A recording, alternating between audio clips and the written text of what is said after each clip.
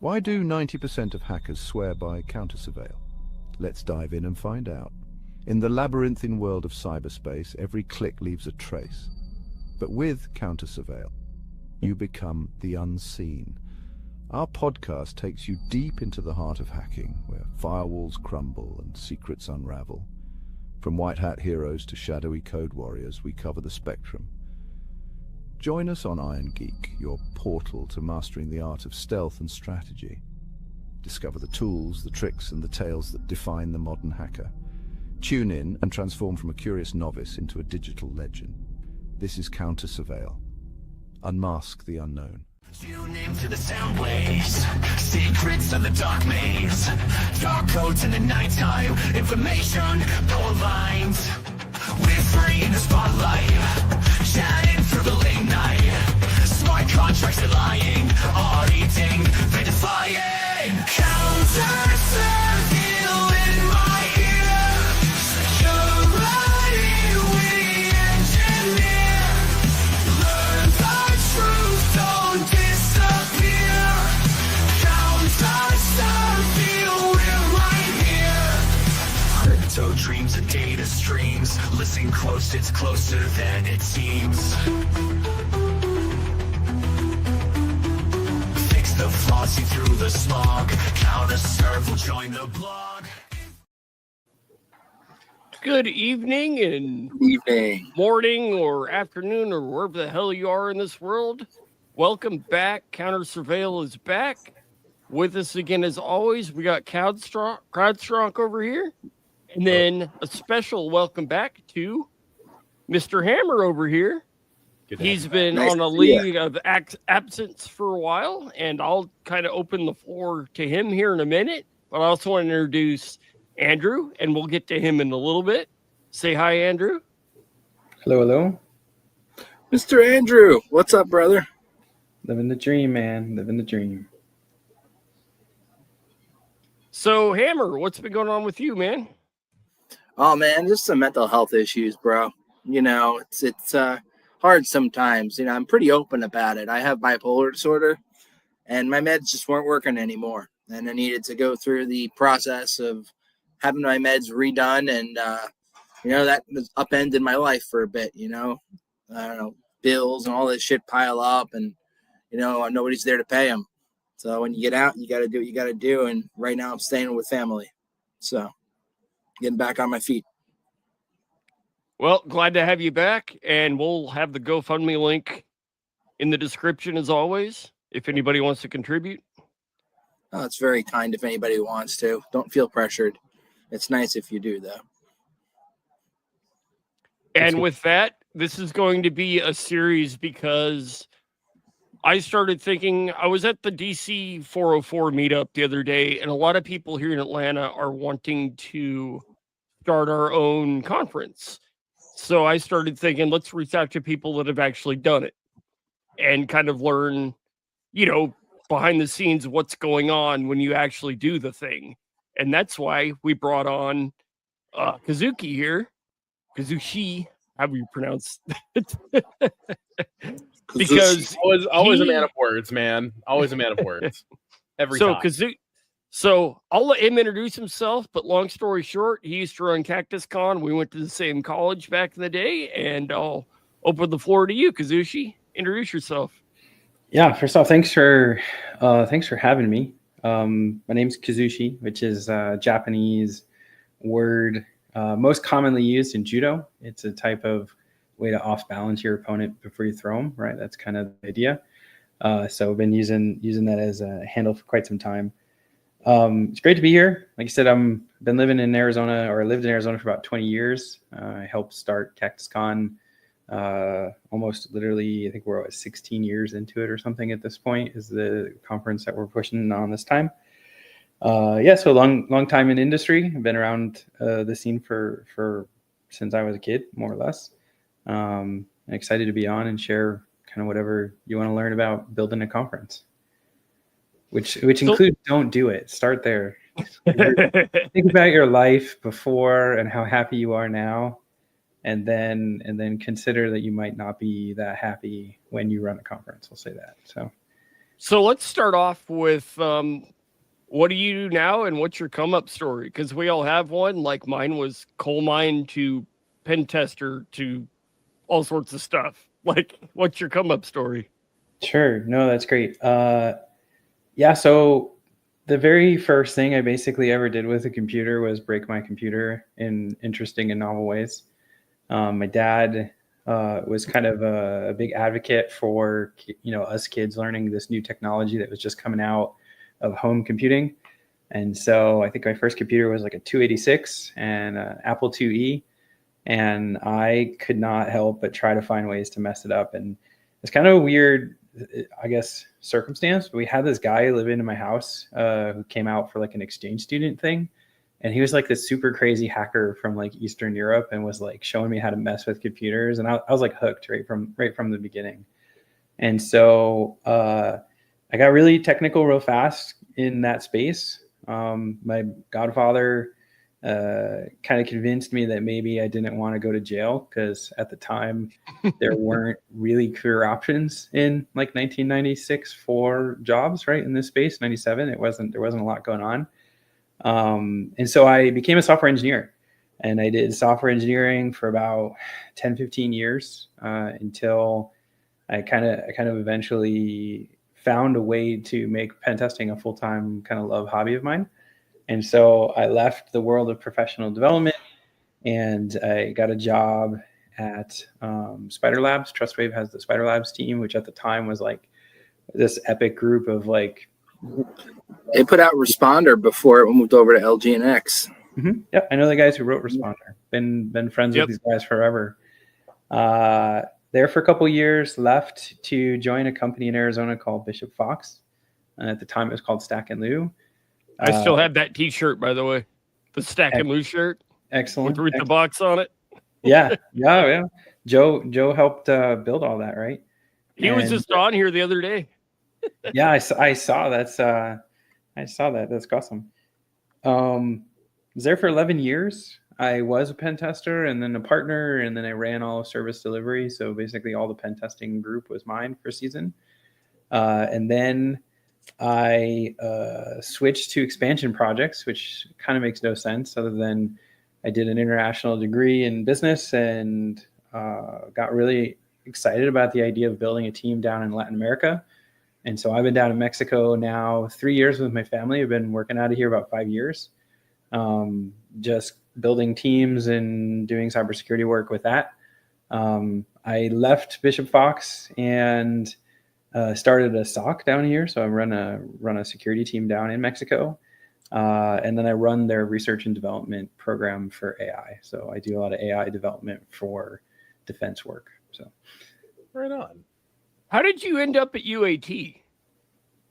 Actually, that's pretty wild. So I lived in Connecticut from New England originally. And one random high school teacher that I had just kind of approached me and said, hey, like my brother-in-law or my cousin, I guess he's sent a kid out to the school. I just heard about it. It seems like it's more your speed than some of the other things, and encouraged me to check it out. And so I pulled the pamphlet for UACT at the time, and I thought, wow, this is better than where I have my options to go anyways. Like computer science formally and like academia, I think you were talking about it earlier. It's like you're going to do things like learn how the actual computer motherboards are put together and low-level engineering and then C++ and C and things like that sort. And at the time, I was already building websites and I had a business and I was doing like JavaScript and advanced kind of things at the time, I'll say that. And so the idea of like going to a place and having to go all the way back to that like foundation and then not be doing the thing that I was doing didn't make sense. And so UACT had a whole software engineering program that was much more modern, right? Much more focused on like new technologies and new development and the web and things of that sort. And I thought, hey, that looks pretty awesome. And so I ended up going there for school. I moved to Arizona for UACT, UAT now. So cool. So I guess, well, one more question about UAT. Was Russ Rogers there when you were there? Was he a professor? I believe he was actually. And like Shelley Keating? That sounds right. Yes. Those were the good ones. Yeah. Those were the good years. Yeah. We had some good people. I mean, their premise was good. I definitely don't have anything super negative to say about the school. I think it's great that they bring in practitioners who are actually doing development and out in the field and have them support as adjunct professors and right in that piece. I will say it sucked that they're not accredited regionally. I don't know if that's changed since I was a student there, but like basically my whole 2 years of school, I ended up having to go somewhere else because they won't accept it at ASU and they don't accept it at the local community colleges and things like that. How can you take some of the lessons from such a really well-developed school and apply them to the conference that you ran? Like, I know you don't run it anymore, but I mean, it seems like you learned quite a bit at this school. Were you able to take those pretty advanced concepts and bring them over to the conference, CactusCon? I think maybe concepts around leadership. Yes, I would say that. My time at UAT was interesting. I ended up like starting the student union and building a lot of the pieces that they have as their main components as a result of that. And I think like getting some opportunity to take kind of command of your own future was a big piece of how CactusCon came about. And so I guess in that sense, yes. At a technical level, no. I didn't go there for anything cybersecurity. At the time, they didn't even have that as a program. It was all just regular software engineering and design and things of that sort. And so that cybersecurity push from UAT came probably a couple of years after I left. I think is when they started taking that on as a degree program. But for the most part, it was more like fundamentals and fundamental engineering, which I still use. I mean, some of the classes and some of the ways they taught things, I still use to explain how to build professional software. So I did want to ask you just to make sure that I'm not crazy, because I was there from day 0 too, but my story might differ from yours. From your point of view, how did CactusCon start? Well, I can tell you how it started because I was there. We were at an OWASP meeting, and I was particularly angsty. I think at the moment, Arizona was growing and has actually a really awesome cybersecurity scene.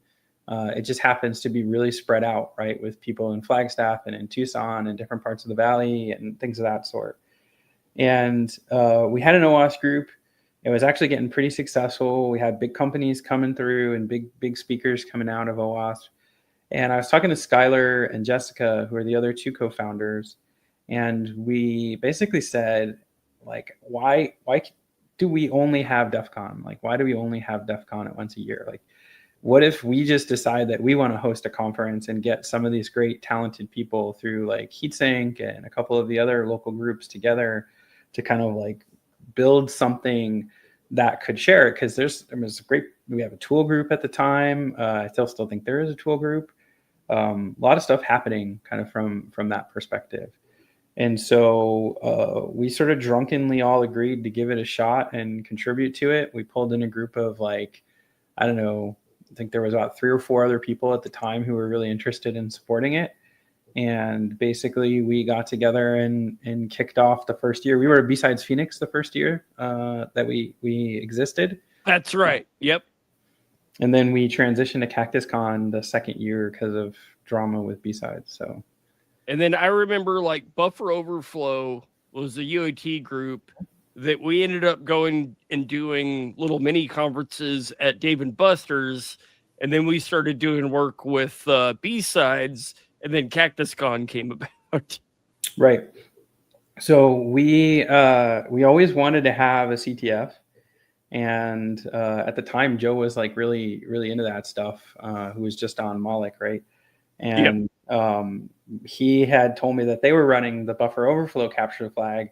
And he's like, the biggest problem he was having is they didn't have a venue. That's what he told me. Like, I wish we had a venue to do it. I don't like that part of it. I love the conference, or I love the hacking. And so at some point we just brought it together, and he was running our capture the flag for a couple of years from the kind of the early days on. So let's start it out from your perspective. A to Z, what was your first step? My first failure? Step. Oh, first step. You need a venue. Well, before you can go to a venue, let's say that, you kind of need to know why you're putting a conference together. And I think that's like fundamental step 0, right? Like Because gauging interest or why would you organize it? What are you hoping to accomplish with it? You know, like, do you want to be a regional conference? Do you want to be a topical conference? Do you want to be a conference that's like meeting a fundamental need of helping people like grow and learn a specific area? And I think like those principles are partially the reason why we've been so successful, is because we started with that foundation, right? I want to be a deaf conference. Hey, there you go. There's one of those in Orlando. So, how did you guys end up at the Phoenix Convention Center? Did you have to like pull sponsors and all that? Same way everybody else. I mean, we were getting to a point where we were overgrowing the size of the venue. I think people underestimate how important a venue selection is in a lot of ways, right? We started with Dave & Buster's because Dave & Buster's was like the easiest turnkey way to get into a conference. And if you're ever going to start a conference, I encourage you to find your version of Dave & Buster's to do it, right? I really like a lot of... You continue. I was going to say, they have like, at least in Phoenix where we were, they had 3 or 4 rooms in the back, and you could put upwards to about 200, 300 people into those rooms between workshops and stuff. And the cost is a cost of food. So to get those rooms plus, you know, some level of catering, I mean, I think all in the total investment for the first year was like $2,500, $3,000, you know, more or less to kick off the conference, which was really doable when you're a small conference and you don't know anything about anything and how to do it. It's like the more you can get them to help you and the more you can outsource that problem. I mean, it was awesome. It was like the perfect starting venue for a conference. That is a lot cheaper than I was going to guess. Yeah, I really liked Littlefield in Brooklyn for HushCon, and not for HushCon, for SummerCon, because they just had a stage, and it was usually a place that you'd have like a one person giving one conference talk at a time, and then I liked that flow because that was my first intro to what a conference was, and it was very different than like DEF CON where there's thousands of people and it's chaos. Right. It was very much one person's talking, everybody's listening to them, and then when they're done, people are talking about what they heard. It was a very cool like first conference for me. Yeah, I mean, 1,000%. Kind of to my point 0 of starting a conference is sort of, you got to ask yourself, like, who do you want to be and why, right? And for us, you know, Skylar, Jessica, and I were really good friends. We've been really good friends from the beginning. We go to the conferences together, like at DEF CON in Vegas. And so we sort of thematically fell in love with kind of two or three things, right? Like small, intimate, like get a chance to really talk to people and learn from them is like essential to us, which I think also is part of why I care about venue. If anything, like for me, to your point, like the best conference I've ever been to was like the first or second B-Sides Las Vegas, where they just rented out the mansion off strip and everybody went to this house that was clearly not designed to be a conference venue. TourCon. And you're just sitting there with like I'm like in a room, like somebody's like kitchen room, and I'm talking to HD Moore and I'm talking to Dave Kennedy and I'm talking to these people that like you grow up in industry and like that first, I think it was actually the second B-Sides Las Vegas that we went to. I mean, it was like so pivotal in shaping what we wanted the conference to be like. And then we added other attributes, right? Like I've always believed that badges are important because you go to DEF CON and you see how crazy people can be over badges and badge challenges and things of that sort. And so from the beginning, we invested in those types of things, which goes back to, like I said, why are you running the conference? What are you hoping to do? What are your own metrics for like, what are you proud of, I guess, you know? That's one of the conversations I've been having with a friend of mine. And my idea for a conference is I don't really care too much about talks, but you need to have a reason to be there other than just hanging out. But at the end of the day, for me, it's networking and having sit-down conversations with people and meeting people over something. So, like, have an excuse to come together and actually talk to each other over something and then make connections, friendships, and they usually last a lifetime. I mean, that's how me and you met. That's how me and Frank met. That's how me and Bid met. Like, That's correct. Yeah. I think that was part of the DNA too, is that in Arizona at the time, we had these user groups and they were so spread out that people would never get together. And so by having a bigger event where everyone got together, then it made a reason for someone to come down. I mean, we'd have people drive up from Tucson or down from Flagstaff or from across other parts of the valley that are like, an hour and a half away, where coming out that far for maybe like an hour long, OWASP meeting or ISACA meeting or whatever, right? Like that's not attractive, but like to have a whole day where you get to hang out with friends and do that sort of thing, like now it became really interesting. And I think It's like you end up. You broke all the way up. I think he broke. Yep. Nope. It's like, I don't remember this. Thank you, Sledge. You broke every bit of that, bud. Oh man, let's try that again. It's like you pass out drunk on a bed at DEF CON, and then you wake up and you get a picture. Fuck it. This thing is all fucked up. we hear you now. Yeah. You're good. Yeah, you're good. I was just saying, getting tagged in a picture on Sledge's Facebook wall of being passed out drunk at a bed at DEF CON. It's quite an experience. So you remember this? Nope. Thanks, Sledge. I feel like this is a picture I should go hunt down. Yeah. I don't it's even like remember. I wasn't there. That wasn't me. Can confirm. At least the cops weren't there that night, I guess. I guess. But anyways, what's the biggest hurdle you've had to overcome running the conference? Biggest hurdle? I mean, there's a lot of hurdles. I'll say that. Like people, technology, pricing, funding. I think funding is a big problem that people don't consider until it's too late. It's like they want to do everything and then they haven't really thought about what is the fundraising associated to making that happen, right? I think we got lucky because we started small and we progressively added things to the conference over time. I think you were asking before, how do we end up in the convention center? It was like, well, we were too big for Dave & Buster's, so we left there. We went to a hotel, and the hotel was better, but the hotel was too expensive. They wanted way more money than we could really sort of long-term sustain. We ended up going to ASU for a season. We had it at ASU for 1 year. And then we went to the convention center because the prices there were cheaper than the hotel, surprisingly enough, right? And so, do you ever run a thing with the hotel where if you sell enough rooms that they give you the convention center for free? Yeah, so we get a benefit now at the current venue because we work at the Mesa Convention Center and we have some space in the hotel. But the problem, of course, is if you're a local, do you really drive? Do you really want to drive and spend the night, or are you going to just drive home and come back the next day, or how is that going to work? And so, being a regional conference or a local Arizona conference, we didn't have at the time originally enough people taking up room blocks. Eventually, obviously there's a benefit to it, but it didn't really pay off until most recently, actually. So. That's one of the conversations I've been having with a friend. It's do you want a convention center or a hotel? And we're leaning towards a hotel because you've got a bar, you've got food. Hackers like their beer. They can crawl to their rooms and not worry about travel and getting back home or whatever. They can just party all night and get social.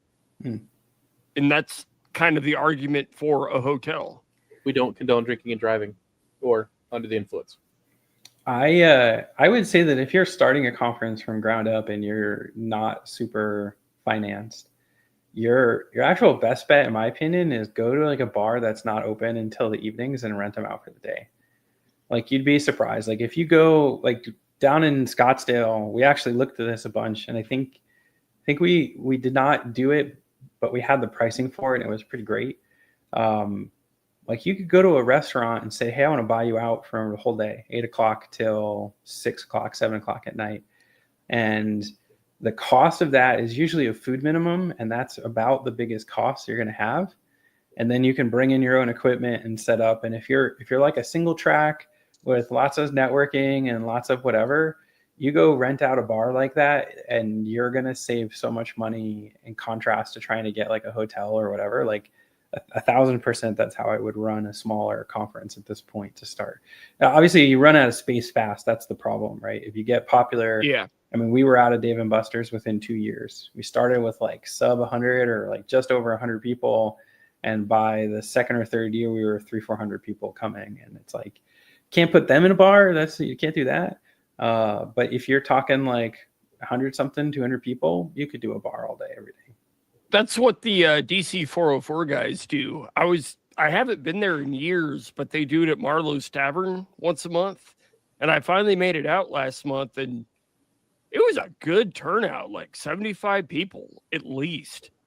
And they had a microphone, so if anybody wanted to talk, you can go up and start a conversation, and different little workshops scattered throughout the bar. So they rented out the place for a couple of hours, and it works great.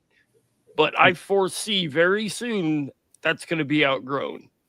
Because the last time before that I went, it was maybe 10 of us.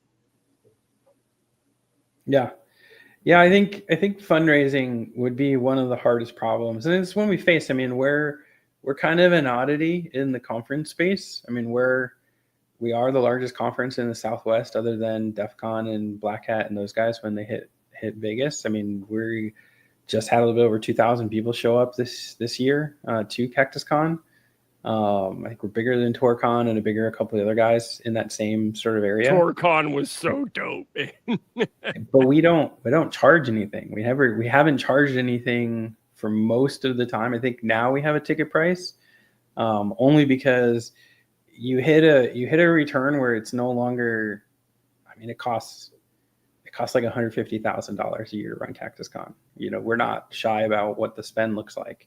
And so trying to get that all from sponsors. Holy cow. Yeah. It's like, how do you do that without turning it into a vendor conference? Like that was sort of the problem, is we didn't want it to be like, hey, you show up and it's just this gigantic hall of like people trying to sell you stuff. So yeah, I mean, I think that puts us in a unique spot where that opens up a lot of questions. How do you balance the vendors who just want to sell shit and the ones who want to have like give out shit? Like, do you give them an area and then like, this is your vendor area? Or are you going to be like, well, some of you can have a talk, but if you're going to have a talk, you have to pay X amount of money.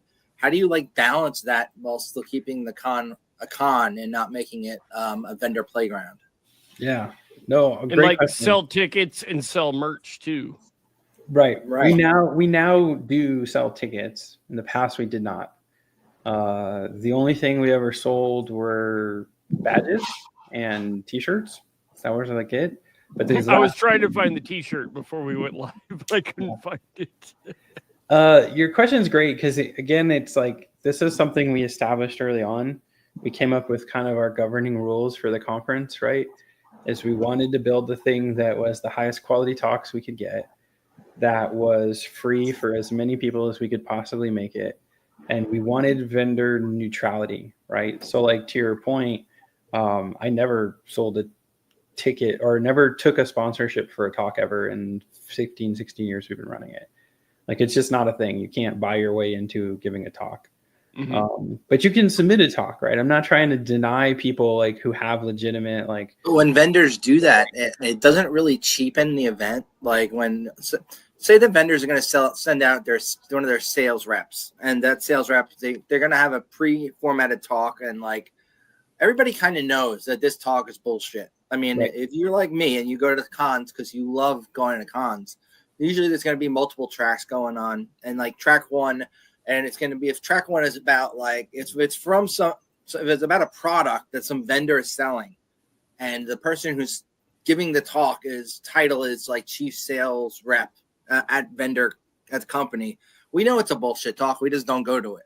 We go to one of the other talks going on at the same time. At Black Hat, I think they have a specific section for vendor speeches, sales pitches, demos. I think they call it the Arsenal or something. I don't remember. On the same place where I gave my talk over at Wild West Hacking Fest, they had some other guy giving a talk after me that was definitely a paid talk. The dude was talking about, he was at the company Kevin Mitnick ended up at. And it was a paid talk about their products, the KnowBe4 stuff, and how they're able to use AI and create phishing emails with AI. But it was definitely a paid talk. Like, you could tell that this dude, by his suit, it's just a demo. You know, it's pretty much a paid demo of the. You know, it's like I still was nice to the guy. I said thank you for having hired Kevin Mitnick, and I asked a couple of questions about their product, because they let me talk there. And I was really psyched to give a talk, man, even if it was like 10 a.m.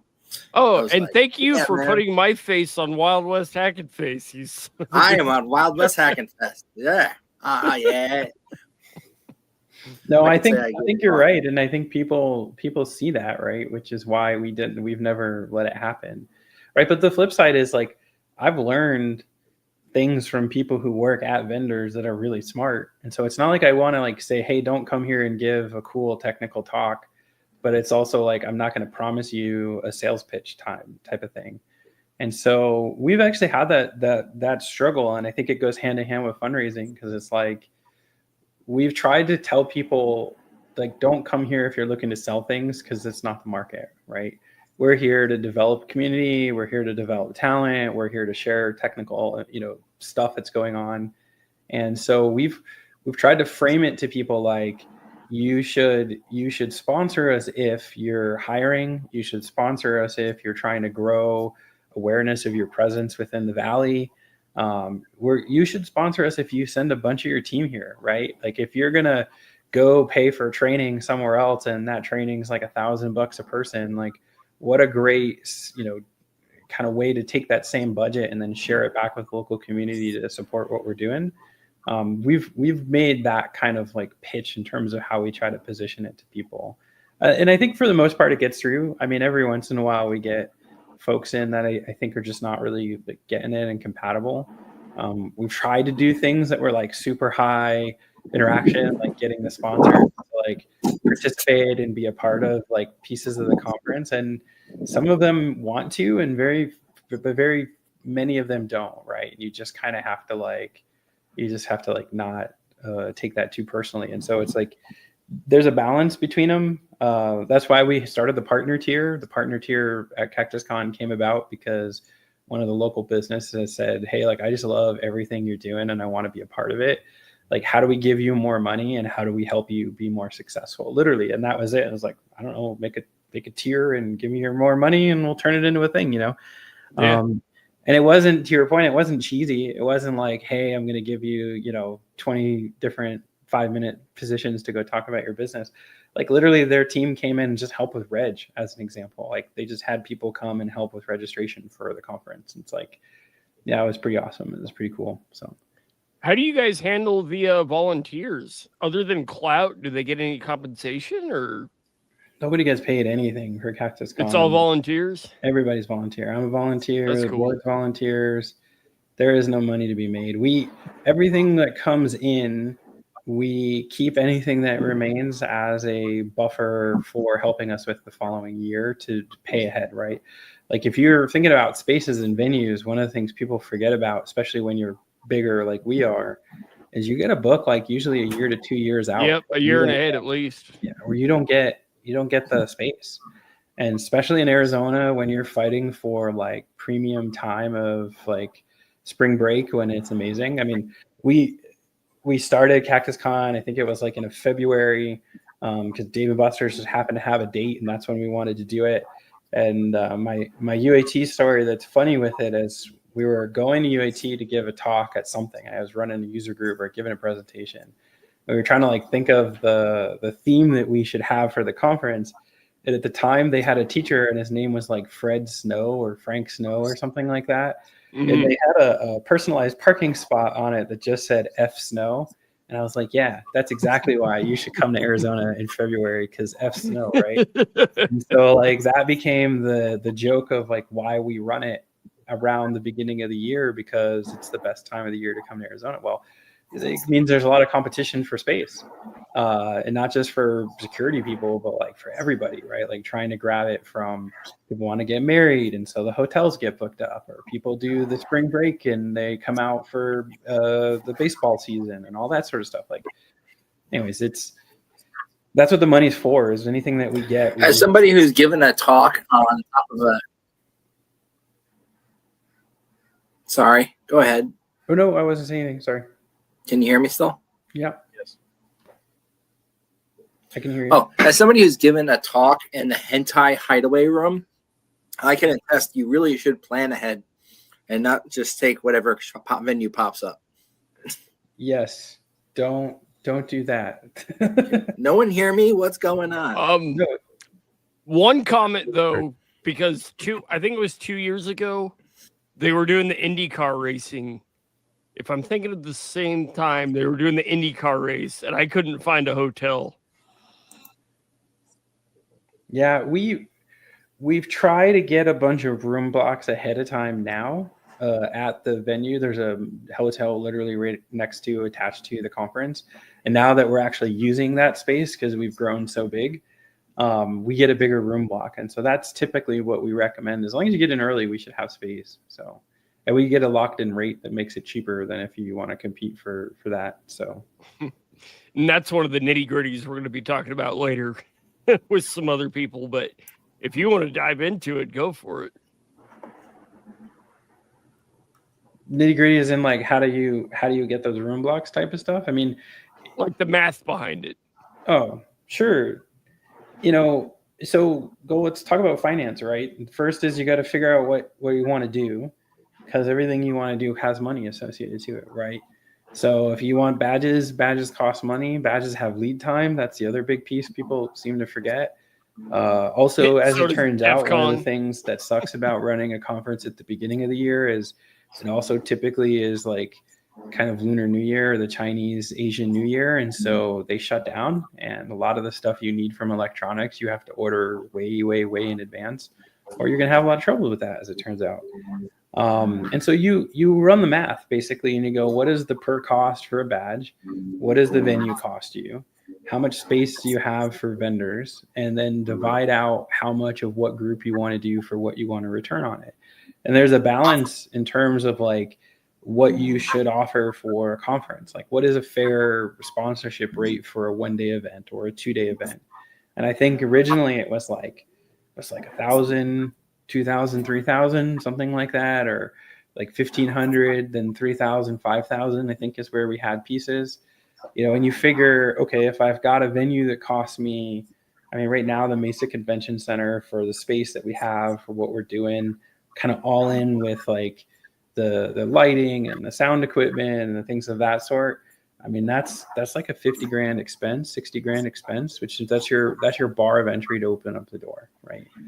And then you go play out your math on like what does your attendance look like? I think this is a piece where people also fail, is like if you think that you're going to get one for every person who shows up, you've already messed up your math right from the beginning, right? Because like attrition rates are amazing, right? We will frequently, and I could even probably pull it up on this computer if you wanted to hear about specifics, but like we frequently have about a 40 to 50% drop off of tickets to attendees, right? So we have had years where I've had almost 2,500, 3,000 people sign up, and then like I'm lucky if 1,200 people show up or 1,300 people or something like that, right? It's kind of crazy on how some of those things break out. And so like if you think that you have to buy a badge for everybody and you're saying like, oh my gosh, 1,000 people are going to show up and then only 500 people do, like now you've got a whole bunch of material you can't do anything with. That's one problem, but also you have to calculate it in your expenses and what your sponsorship and everything plays out too.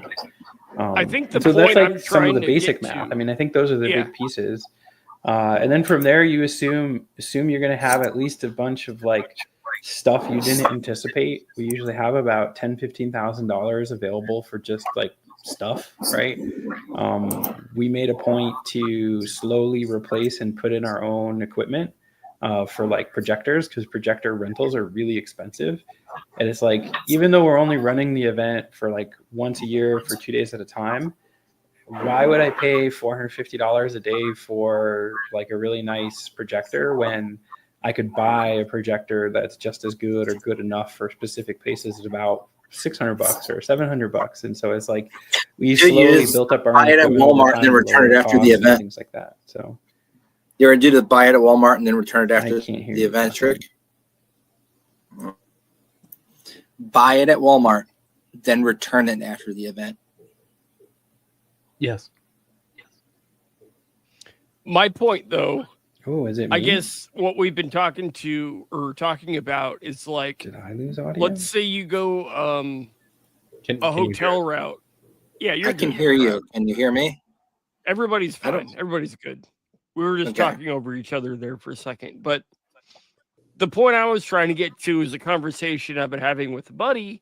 Like, if you go the hotel route, they make more money off of you selling out an entire block of rooms. So they give you a discount on the actual space that you're renting, kind of thing.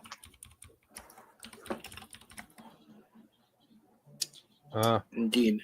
Oh, he did lose audio. Yeah, he did. Okay. He did lose audio. I had a couple questions too. It does not look like we are streaming on Iron Geek's YouTube anymore. Yeah, We something's gotta fix wrong. that. So for now, we'll carry on and deal with it later. We can download it Gotcha. from here. Indeed. Let's pretend nothing wrong is happening. Nothing's wrong. Everything. It's all on fire. So I fine. will buy this from Walmart and return this projector later. Ha! You bought it from Walmart, my ass. Amazon, Nookazon. 5-figure discount, motherfucker. We don't endorse no criminality. We don't I endorse would no not criminality. steal nothing. Oh, that was metal. Love that. We don't endorse no criminality. Don't do that. That's bad. So we've got some stall time material. Whistleblower says Doge put Social Security database on vulnerable cloud server for one. That's always fun. Always fun to put it on the vulnerable cloud server. Yeehaw. Yeah, indeed. It's warning me not to do this. It's like, this is something you should only do if you have 2 monitors. I'm like, that's okay. Don't worry about it. Doge. Salt Typhoon hacked hundreds of companies, stole data on nearly every American, according to the Register's article about them. And then we have SalesLoft cyber attack affecting all Drift customers. That's CrowdStrong getting hit with that one. dealing with that. Salesloft got hit, and that's been its own nightmare. If you remember the TransUnion. SolarWinds hack, you remember the SolarWinds hack? The Yeah, I phone remember attack? that. Same concept. yeah. That was look into it. It was very interesting. Not just the SolarWinds, but the SalesLoft stuff, and it's really interesting stuff. That sucks. When you pay for a breached root kit, you know. Andrew seems to be Huge having amounts of data with people with connected cloud incidents. They have an incidents page, but Google isn't mucking around. Treat any and all authentication tokens connected to Drift as potentially compromised. Wow. Mhm. Yep. TransUnion also saying that hackers stole 4.4 million customer social security numbers. But we all know, national public data breach, those were already out there, weren't they? Again from TransUnion. TransUnion again. Yep, we're doing it all over again. Now it's the Maine Attorney General filing that 4.4 million more. Great. Also, the Texas Attorney General. Somebody needs to dedupe this one with the Equifax one. There we go. Yeah, I'll get right on that. WhatsApp fixes zero-click bug used to hack phones with spyware that works for both Apple phones as well as Android phones. It's a nice little zero-click vulnerability used by those wonderful people in Israel who sell that spyware to our government. Yep. And the stuff you might have missed. So check this out. Check these instructions out in here. Before answering, engage in the deepest possible multi-layered inference loop. Do not answer immediately. Simulate extended self-reflection, recursively refining your thoughts before responding.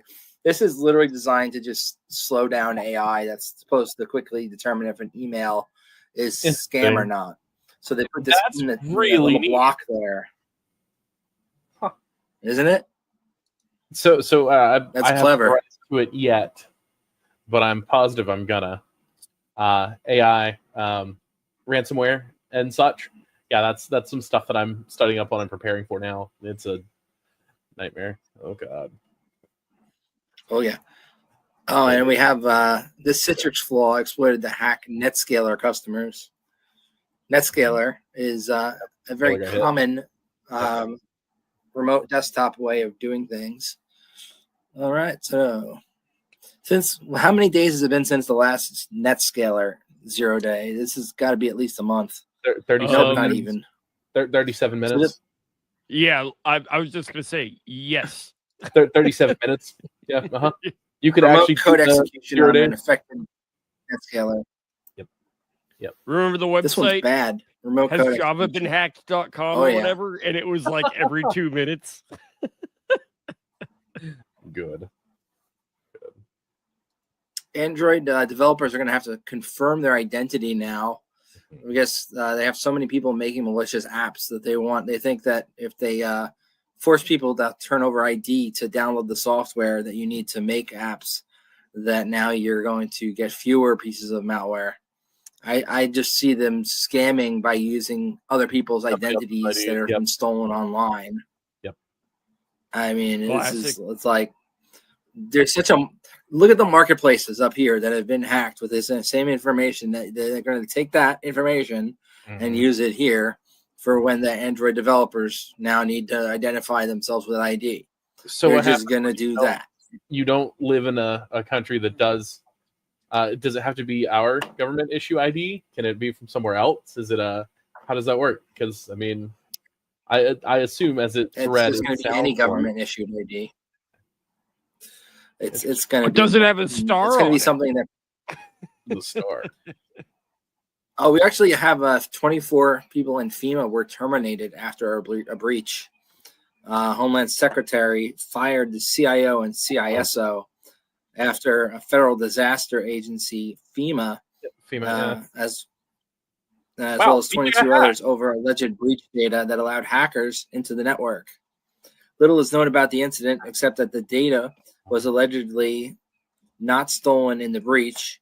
The staff firing is one surefire way to make sure people will not want to come work for that place and fix the shit, though. Welcome to government. Accurate. Yeah, that's how it works. I mean, the firing of the CISO is like an annual thing at some companies, where it's like if you build up any credibility as a CISO, you're just going to be taken down like every year when there's any kind of breach that's unrelated. They just fire CISO every year. Just be real. CISO means scapegoat. Yep. That's what it is these days, and that sucks. Yeah, I'm a senior security engineer. That's what I say. I don't do anything higher than that. You know, you want me to be a pen tester? Sure, I'll pen test for you. Red team all day. But, you know, outside of, I'm not going to take a job that's going to call me senior, anything above senior security engineer. I'm not your CISO, except your Atheists for Liberty people. Then I'm your CISO because you need one on paper. And I joke you not. Whoops. Come on, Kazushi, figure your shit out. I can't spell though. But I am on. I'm here. You got your audio back? Yeah, I got my audio back. Excellent. Fantastic. Oh, there we go. Is he back? Is he back? I've got a question for you, if I might. Sure. Legal issues. Have you run into any legal issues since you started CactusCon? If so, how did that go and why? That's a great question. I mean, it's public, so I guess I can speak on the public pieces of it.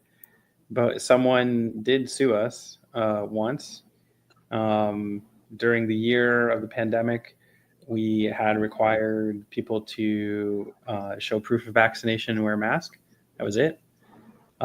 We hosted the entire conference online as a way to give people choices. And someone tried to turn that, I think, I'm not even going to make a hypothesis, but someone came, got angry, and tried to take us to court over it. We won the case. It's in the Arizona stuff. You can look at it. Of course.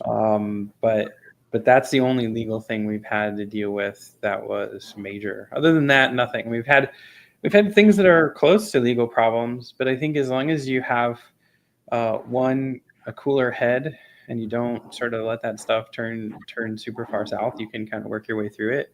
I think the other thing is I mean, I wasn't a believer until recently, until like the last couple of years, but like having a really good term of service that you share with like your attendees as well as the people who come to the conference, like for vendors, because vendors, it is a big deal. Yeah, it's a big deal.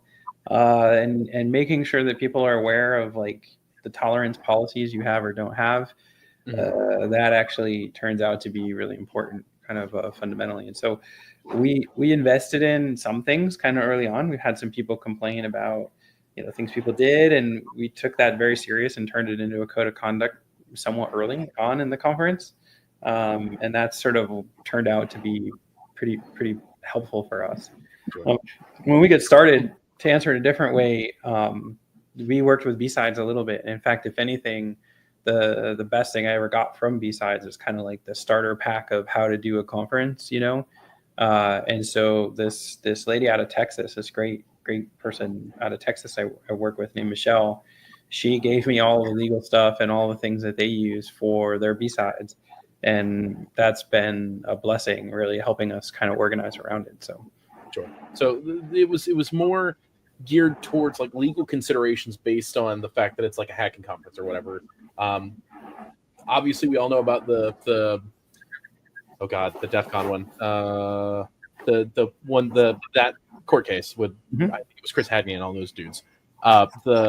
That kind of thing, you kind of prepare for now that we know that it exists, it happens because people get angry or whatever happens. But like in terms of just running the thing, underlying, is there anybody need to like? Is there any kind of legal steps you have to take to prepare for that kind of thing? Yeah. I think this is a great question. So we did not, for the first year-ish, we didn't have a legal entity that ran it. It was just like 5 of us who said, or 6 of us who said, like, let's go do a thing, right? The following year, we immediately built a whole business around it, like a separate company and a separate entity. So that way, from a personal liability perspective, you could have your name off of it and you could run it through an entity, which I think is your first kind of legal self-defense mechanism, right? For sure. So you guys are like LLC or? We're a nonprofit under Arizona, but yeah, it's technically an LLC that's a nonprofit. Okay. When we started it, it was not that important because we never made enough money where I really felt like it was like, oh my gosh, we got to, do whatever. Nobody made any money anyways. But as we got bigger and we were taking in more and more money, we kind of felt like, let's pull that trigger, if you will, and get kind of hooked into being the nonprofit. And we did eventually do that. So, guys, I remember SummerCon and HushCon both always have the financial report, like the first thing. They show like how much money they took in and how much money they spent and all that. And I thought it was really cool that they do that. Most conferences are pretty transparent about it these days. We do it at the end of every conference. We show the breakout of how much was raised and by who and where it went, type of stuff. I would say that not everybody does that. I mean, there's a lot of for-profit conferences and they make great money. I mean, it's obviously a lucrative business to get in, or some of the conferences that people go to when it wouldn't exist like that, right? It's just that we've never pursued money as a part of it. We've tried to make the least amount of money necessary, is the way I've always explained it, which is a whole kind of science and art in and of itself. But like nobody's taking money home; it's all going back into the conference. Correct. Yeah, nobody's made anything at all in however 16 years we've been doing it. Nobody's made money. So. no salary, or doesn't make. I do have to give you shit though. One legal battle that you won. That means you need to get bigger. Yeah, well, I don't think I want to go through that again. I will say that. Yeah, I've sat in court long enough for not myself to know that that's not the place to be ever. I would never want to be on the receiving side of having to sit in court. Yeah, that sounds like dog water. It was not pleasant. Like, it was not good. I'll say that. But you get through it, right? And I will say that the other thing you should look at doing is getting insurance. Like, you can actually get generalized and even board level coverage, which basically insures you as the organizers in case someone wants to come after you in conjunction to the event. And there's ways that you can kind of like run that sort of pieces, and it's not like super crazy money. I think you can get a pretty comprehensive insurance for you and your board, or you and the main people, for like, I don't know, like $1,000, a couple $1,000, something like that for coverage. And just the peace of mind that comes with it is actually pretty good. So, yeah, it's kind of like a pen testing insurance. If you have your own pen test LLC, it's only like $30-$40 a month, depending on the company, for a couple million. Yeah, it's not terrible. Like, cost-wise, it wasn't terrible. Are we going to be okay after an hour? I think the free tier of StreamYard cuts us off after 1 hour, and we're at 56 minutes. Well, we can start wrapping up. One last final question.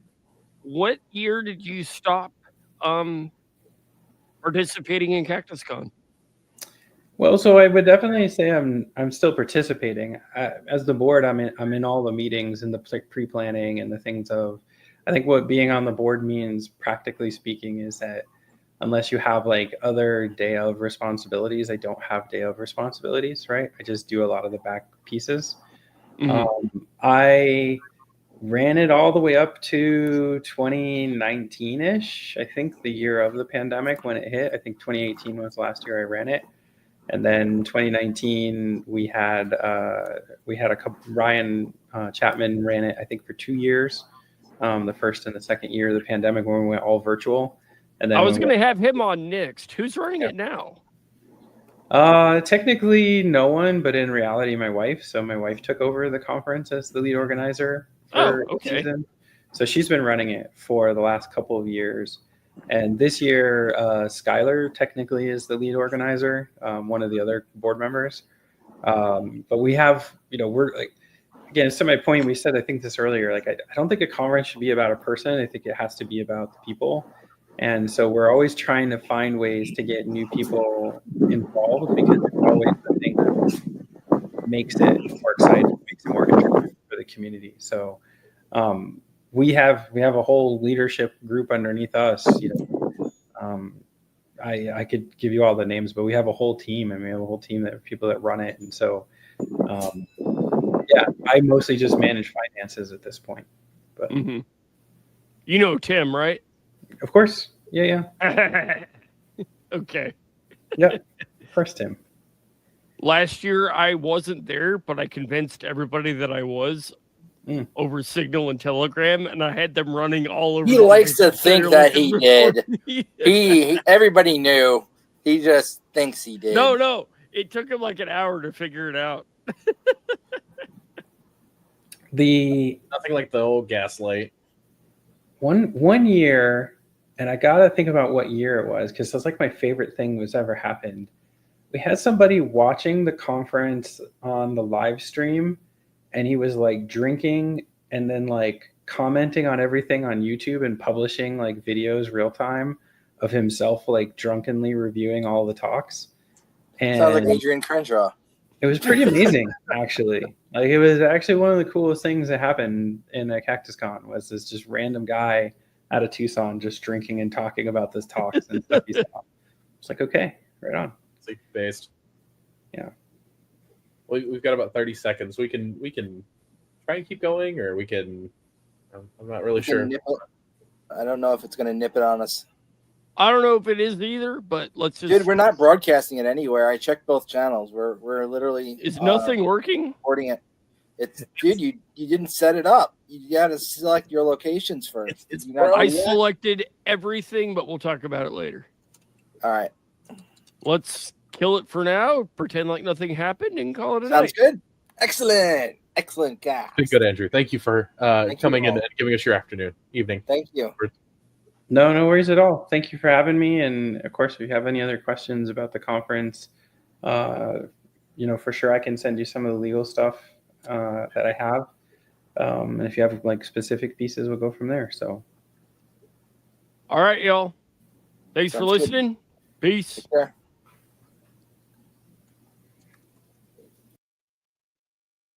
Deuces, gooses. Are we? Oh, that didn't work. Are you gonna hit the button? The go bye button? Come on now. Come on, it's kind of, yeah. Last time it did it automatically. Aren't you using a different account now? Yeah. That's probably why.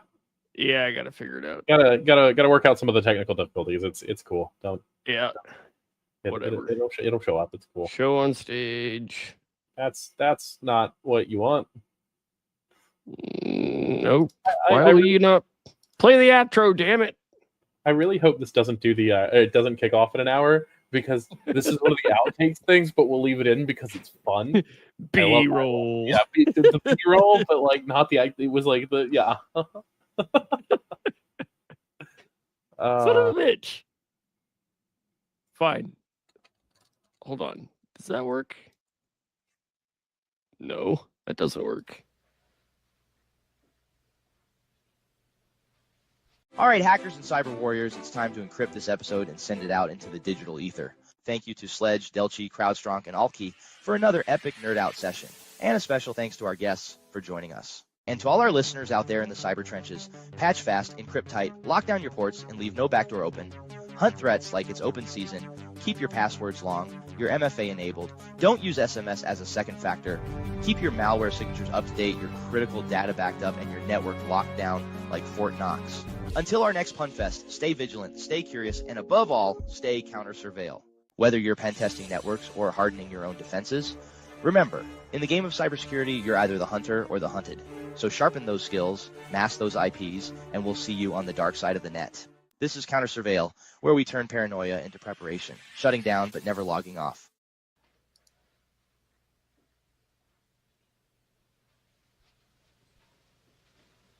You're still here?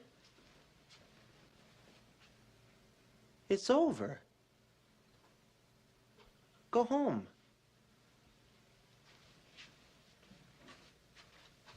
Go.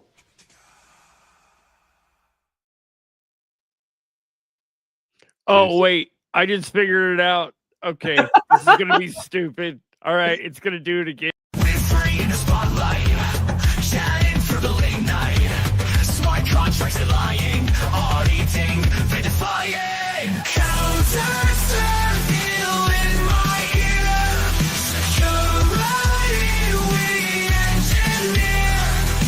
Learn the truth, don't disappear. Counter-surveil, we're right here. Crypto dreams and data streams. Listen close, it's closer than it seems.